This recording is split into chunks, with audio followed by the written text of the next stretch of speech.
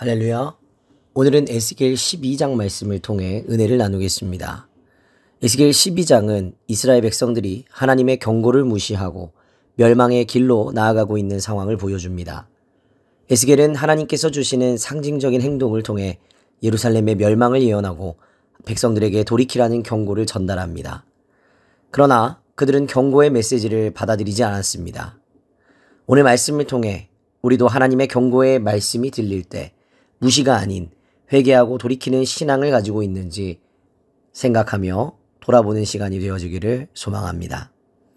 하나님은 에스겔에게 예루살렘의 멸망을 예언하기 위해 포로된 모습으로 끌려가는 행동을 하라고 명령하십니다. 이 말씀대로 에스겔은 포로로 잡혀가는 사람처럼 행장을 꾸리고 낮에 백성들 앞에서 떠나는 모습을 보입니다. 또 밤에 성벽을 뚫고 도망치는 행동까지 보여줍니다.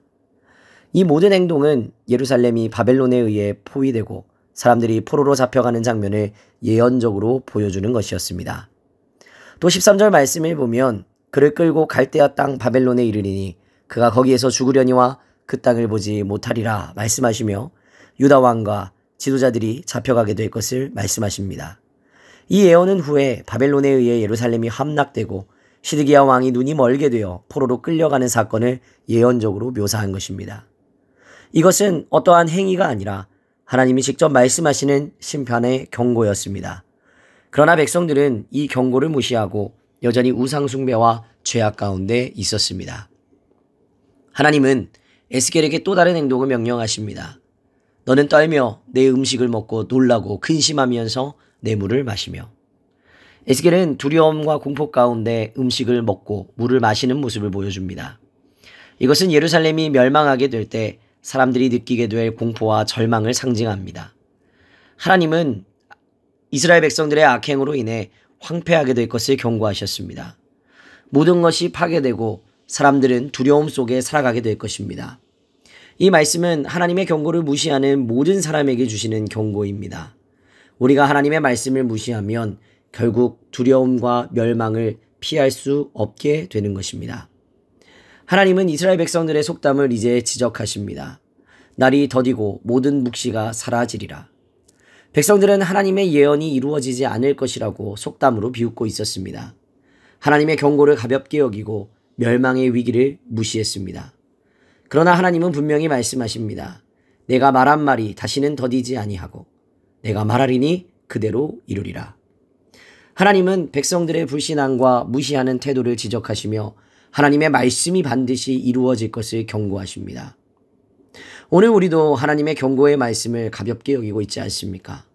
하나님은 우리가 돌이키기를 원하셔서 경고하시지만 만약 우리가 무시하고 계속해서 죄 가운데 있으면 심판은 반드시 이루어집니다.